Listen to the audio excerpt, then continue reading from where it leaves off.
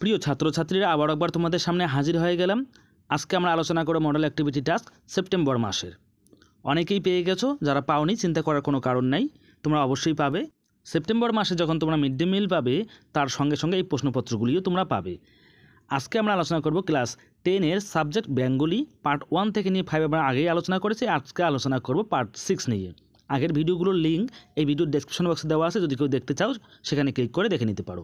আজকে আমরা এই বাংলা প্রশ্নপত্র যেটা সমাধান দেখব, এই প্রশ্নপত্রটি সম্পূর্ণ সমাধান করে দিয়েছেন তোমাদের বাংলা শিক্ষক আশরাফুল করিম মহাশয়। সমস্ত ছাত্রছাত্রীদের পক্ষ থেকে ওনাকে জানাই অনেক অনেক ধন্যবাদ। 1 নম্বরে কি বলেছে, নিচের প্রশ্নগুলির উত্তর নিজের ভাষায় লেখো। আমাদের 1-এর মধ্যে 10টা প্রশ্ন দিয়েছে, আমরা এক এক করে প্রত্যেকটা প্রশ্ন দেখে নেব। এবারে তোমরা দেখে নাও 1-এর 1 নম্বর প্রশ্নটা। জগদীশবাবু যে কি কাণ্ড করেছেন শোনেননি হরিদা? জগদীশবাবুকে কাণ্ডটি কি? আমাদের একসঙ্গে দুটো প্রশ্ন করেছে, চলো দেখে নিই আমরা উত্তর। প্রখ্যাত সাহিত্যিক সুবোধ ঘোষের লেখা বহুরূপী গল্পে জগদীশবাবু হলেন একজন বিত্তশালী মানুষ। এরপরে তোমরা প্যারা চেঞ্জ করে লিখবে, হ্যাশ যেখানে যেখানে থাকবে ওখানে অবশ্যই প্যারা চেঞ্জ করে লিখবে। কাণ্ডটি হলো, জগদীশবাবুর বাড়িতে এক সন্ন্যাসী এসেছিলেন। সেই সন্ন্যাসী চলে যাওয়ার আগে জগদীশবাবু কাঠের খড়মে সোনার বোল লাগিয়ে তাকে দিয়েছিলেন, আর সন্ন্যাসীর ঝোলায় জোর করে 100 টাকার একটা নোট ফেলেছিলেন। এটাই হচ্ছে কাণ্ড এবং এটাই ছিল আমাদের প্রথম প্রশ্নের অ্যান্সার। চলো দেখে নেই আমরা আমাদের দ্বিতীয় প্রশ্নটি। খুবই গরিব মানুষ হরিদা। হরিদার পরিচয় দাও। তার দারিদ্র্যের ছবি বহুরূপী গল্পে কিভাবে প্রতিভাসিত হয়েছে? চলো আমরা দেখে নিই আমাদের দ্বিতীয় প্রশ্নের অ্যান্সার। সুবোধ ঘোষ রচিত বহুরূপী গল্পের প্রধান চরিত্র হলো হরিদা। তিনি পেশায় একজন বহুরূপী ছিলেন। এরপরে প্যারা চেঞ্জ করে লিখবে, হরিদার জীবন দর্শন ছিল একটু অন্যরকম। 10টা 5টার বাধা ধরা চাকরিতে তার ছিল তীব্র অনীহা। না হলে চেষ্টা করলে কোনো একটা স্থায়ী কাজ জুটে যেত তার, কিন্তু সেসব কিছু করেননি হরিদা। তিনি বহুরূপী সেজে মানুষকে আনন্দ দিয়ে যেটুকু উপার্জন করতেন তাই দিয়েই তার দিন চলে যেত। তবে সপ্তাহে মাত্র একদিন তিনি বহুরূপী সেজে পথে বেরোতেন এবং খুব সামান্যই রোজগার করতেন। এজন্য তার উনুনের হাঁড়িতে অনেক সময় শুধু জল ফোটে, ভাত ফোটে না। দেখো, এখানে কিন্তু আমাদের নির্দেশ করে বলেনি যে এত বাক্যে লিখতে হবে বা এত বাক্যে লিখতে হবে, নাম্বার দিয়েছে, তাই আমরা একটু ছোট বড় করতেই পারি। 1-এর 3 নম্বরে কি বলেছে, কি হেতু মাতো গতি তব আজি এ ভবনে? বক্তা কাকে মাতো সম্বোধন করেছেন? তিনি এই প্রশ্নের কি উত্তর দিয়েছেন? উত্তর, বক্তা মেঘনাদ তার ধাত্রীমাতা প্রভাসার ছদ্মবেশ ধারণী লঙ্কার কুললক্ষ্মীকে মাতো সম্বোধন করেছেন। প্যারা চেঞ্জ করে লিখবে, লঙ্কার কুশল সম্পর্কে জিজ্ঞাসার প্রত্যুত্তরে ছদ্মবেশী অম্বুরাশি সুতা লক্ষ্মী জানিয়েছেন যে স্বর্ণালঙ্কার করুণ দশার কথা বর্ণনীয় নয়। বাকিটুকু তোমরা লিখে নিও। এবারে দেখো 1.4-এর প্রশ্ন, অর্থাৎ আমাদের চতুর্থ প্রশ্ন। এ মায়াপিত বুঝিতে না পারি বক্তাকে কোন মায়া তার বোধের অগম্য? চলো দেখে নিই আমরা আমাদের উত্তর। প্রশ্নে উদ্ধৃত অংশটুকুর বক্তা হলেন ইন্দ্রজিৎ। এরপরে প্যারা চেঞ্জ করে লিখবে, রামচন্দ্র মৃত হয়েও কিভাবে জীবিত হলো এবং প্রিয় ভ্রাতা বীরবাহুকে যুদ্ধে হত্যা করল, সেই মায়া ইন্দ্রজিতের বোধের অগম্য। চলো আমরা দেখে নিই আমাদের 1-এর 5ম প্রশ্ন। ভদ্রতার অযোগ্য তোমরা, কার প্রতি এরূপ মন্তব্য? বক্তা কোন পরিস্থিতিতে মন্তব্যটি করেছেন? এর পরের ভিডিও তোমরা কোন টপিক থেকে চাও অবশ্যই কিন্তু আমাকে কমেন্টের মাধ্যমে জানিয়ে দিও। উত্তর, শচীন্দ্রনাথ সেনগুপ্ত রচিত সিরাজউদ্দৌলা নাট্যাংশে বাংলা বিহার ও উড়িষ্যার শেষ স্বাধীন নবাব সিরাজউদ্দৌলা ইংরেজ ইস্ট ইন্ডিয়া কোম্পানির উদ্দেশ্যে উক্তিটি করেছেন। বক্তা কোন পরিস্থিতিতে মন্তব্যটি করেছেন এটার উত্তর কিন্তু আমরা এখনও দেইনি, তাই তোমরা প্যারা চেঞ্জ করে লিখে নেবে। ভূতপূর্ব নবাব আলীবর্দী খাঁ এর শেষ ইচ্ছাকর্মে দৈহিত্র সিরাজউদ্দৌলা নবাবী মসনদে আহরণ করেন নবাবের সিংহাসনারোহণের দিন থেকেই ইংরেজ ইস্ট ইন্ডিয়া কোম্পানি সৌজন্যহীনতার পরিচয় দিয়েছে। নবাবের প্রতি আনুগত্য প্রদর্শন না করে তার স্পর্ধিত মনোভাব দেখিয়েছে তারা। কলকাতায় দুর্গ নির্মাণ শুরু করলে নবাব সিরাজ কলকাতা অভিযানে বাধ্য হন। কলকাতার নাম রাখেন আলীনগর। ইংরেজরা নবাবের সঙ্গে আলীনগরের সন্ধি স্বাক্ষর করে। ইংরেজদের শিষ্টাচার সৌজন্যবোধ কিছুই নেই, তাদের স্পর্ধা গগনস্পর্শী হয়ে উঠেছে, তাই ইংরেজদের সম্পর্কে নবাব এরূপ উক্তি করেছেন। এবারে চলো আমরা দেখে নেব একের 6 নম্বর প্রশ্নটি। মনে হয় ওর নিঃশ্বাসে বিষ, ওর দৃষ্টিতে আগুন, ওর অঙ্গ সঞ্চালনে ভূমিকম্প। উদ্ধৃতিটির আলোকে ঘসিটি বেগমের চরিত্র বৈশিষ্ট্য আলোচনা করো। আমাদের যেহেতু বৈশিষ্ট্য আলোচনা করতে হবে তাই এটা একটু বড় হবে। ঘসিটি বেগমের চরিত্র লেখার পরে কোলন দিয়ে লিখবে নবাব আলীবর্দীর জ্যেষ্ঠ কন্যা ছিলেন ঘসিটি বেগম। তিনি চেয়েছিলেন তার পালিত পুত্রকে সিংহাসনে বসিয়ে সমগ্র শাসনভার নিজের হাতে নিতে, কিন্তু তার কোনো আশাই পূর্ণ হয়নি। তার বদলে ছোট বোন আমিনার পুত্র সিরাজ সিংহাসনে বসেন ও ষড়যন্ত্রের গন্ধ পেয়েই ঘসিটি বেগমকে নজরবন্দি করেন। এরপর লিখবে আলোচ্য নাট্যাংশের শেষের দিকে সিরাজ তাকে মা বলে সম্বোধন করে। শান্ত করার চেষ্টা করলেও প্রতিহিংসাপরায়ণ ঘসেটির ক্রোধ কিছুতেই প্রশমিত হয়নি। সর্বক্ষণ তিনি নবাবকে কটুবাক্য শোনান, উত্ত্যক্ত করেন। শুধু তাই নয়, নবাবের সামনেই তিনি তার মৃত্যু কামনা করেন। আলোচ্য নাট্যাংশে ঘসেটি বেগমই একমাত্র চরিত্র সাময়িকভাবেও যার নেতিবাচক মনোভাব কোনো পরিবর্তন হয়নি। নেতিবাচক মনোভাবের কোনো পরিবর্তন হয়নি। এবার দেখে নেওয়া যাক একের 7 নম্বর প্রশ্ন।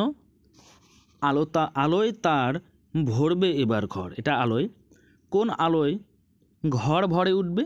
উত্তর, বিদ্রোহী কবি কাজী নজরুল ইসলামের রচিত প্রয়োল্লাস কবিতায় কবি দিগন্তরের মাথায় থাকা শিশু চাঁদের স্নিগ্ধ আলোয় ঘর ভরে ওঠার কথা বলেছেন। এটাই হচ্ছে আমাদের উত্তর। চলো দেখে নেওয়া যাক পরের প্রশ্ন। একের 8 নম্বর প্রশ্নটি হচ্ছে আসছে ভয়ঙ্কর। ভয়ঙ্করের আগমন পরিস্থিতিটি প্রয়োল্লাস কবিতা অনুসরণে আলোচনা করো। দেখো এটা আমাদের আলোচনা করার কথা বলেছি, তো যেমন প্রশ্ন তেমন উত্তর হবে, কোনোটা ছোট হবে কোনোটা বড় হবে। উত্তর, কাজী নজরুল ইসলাম তার প্রয়োল্লাস কবিতায় প্রয়োল্লাস কথাটাকে কোটেশনের মধ্যে রাখবে। ভয়ঙ্কর রূপী প্রলয়ের আগমনকাল বর্ণনা করেছেন। সে যেন মহাকাল তথা ধ্বংসরূপী শিবের সারথি।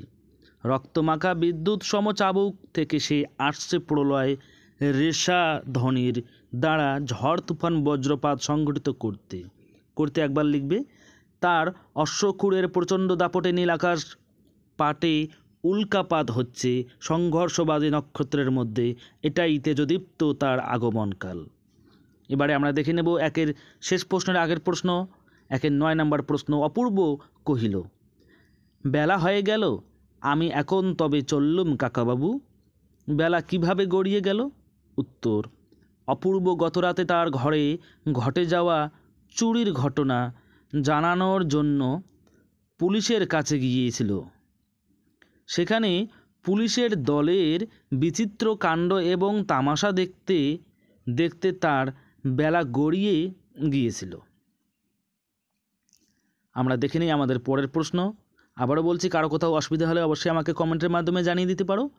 একের 10 নম্বর, কই এ ঘটনা তো আমাকে বলেননি। বক্তা কাকে এ কথা বলেছেন? কোন ঘটনার কথা বা আগে শোনেননি? এই ভিডিওর ডেসক্রিপশন বক্সে দেখবে তোমার টেলিগ্রাম গ্রুপের লিঙ্ক পেয়ে যাবে, সেখানে জয়েন করে নিতে পারো। আর কেউ যদি আমাকে পার্সোনালি কোনো কিছু বলতে চাও তাহলে এই ভিডিওর ডেসক্রিপশন বক্সে দেখবে ইনস্টাগ্রামের লিঙ্ক দেওয়া আছে, সেখানে ক্লিক করে আমার সঙ্গে বলতে পারো।